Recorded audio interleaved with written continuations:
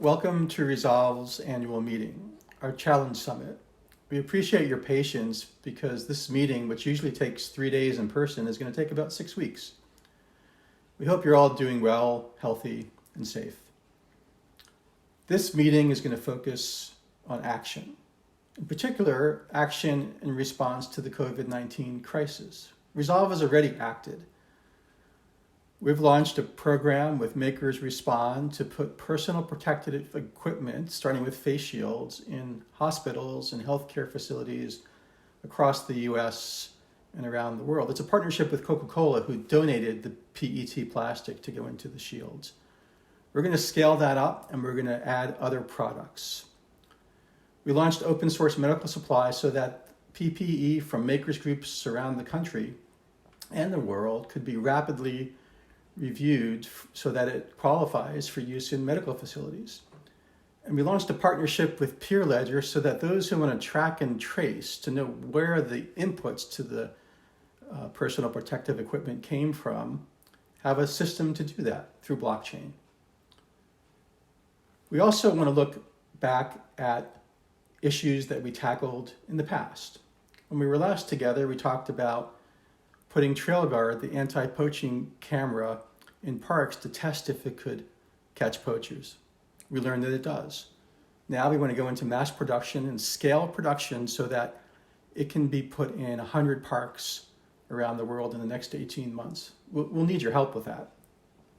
We talked about putting salmon gold that tackles historical impacts of placer mining, remines the old tailings, and cleans up and restores the stream. We talked about putting that into products like jewelry and technology. Well, last summer, Apple and Tiffany announced they had the first salmon gold in their supply chains. We want to go bigger. We want to expand the program across the Pacific Northwest into Latin America, Africa, and old mine sites in Europe. And we've got people calling us because they want to be part of the program. We also want to tackle the issue of health readiness and infrastructure. If COVID-19 has taught us anything, it's that we have to be ahead of the game and get ahead of the game. Resolve's worked on that issue for over 20 years. We have recommendations and analysis with our partners that can make a difference. And we want to use this crisis to make sure that it doesn't happen again. We'll need your help to do that. We want to look across the COVID landscape, look at the issues we care about, the communities we're active in, supply chains we're working in, and look at what else we can do, what other action we can take together. I'm looking forward to seeing all of you on Zoom. And next, you're going to hear from some of my staff who are going to talk about some of the projects they've been working on over the last year or so. Thanks.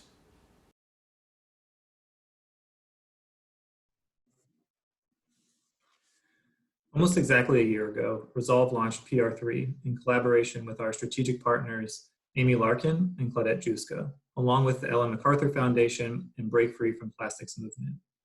The ambition of PR3 is bold but simple: to replace our single-use plastics paradigm with a system anchored by reuse. And while we're beginning with pilot products and regions, the vision is of a global transition across all product types. This is not just about the container. It's about transforming the whole system. And we know that in order to scale, elements of this system will have to be standardized. Establishing these standards for the reuse system on a pre-competitive basis is the primary objective of PR3. PR3 follows Resolve's now well-validated skunkworks approach. We know that a relatively small group of people positioned in the right places, in the right sectors, and with the right level of imagination and dedication can truly spur industry-wide transformation. In year one, we've enlisted a fantastic group of founding partners from major brands, cities, logistics companies, and tech firms, and we're recruiting others. Our official kickoff meeting was in January, and it was a phenomenal success, springboarding the project forward. In year two, the goal is to move to prototyping and piloting. There are many challenges, from economic viability to product safety to marketing to ensuring the net environmental impact is lesser than a disposable system. Our team is grappling with these and other factors as we speak, and we're confident we have the capacity to solve them. And on a last note, yes, the COVID crisis has disrupted PR3 in some ways, as it has everything else. But we believe it may ultimately inspire the thinking we'll need to make this work. It has underscored the value of shorter, circular, more resilient supply chains. It has also exposed the interdependency of our society. Consumers and businesses are now more than ever aware that their actions affect others. And this sense of global community extends to all the crises we face, from COVID, pollution, climate, and others. As we continue to speak with leaders in business, early indication is that major companies will be more ready to rethink conventional systems than before. Thanks for listening.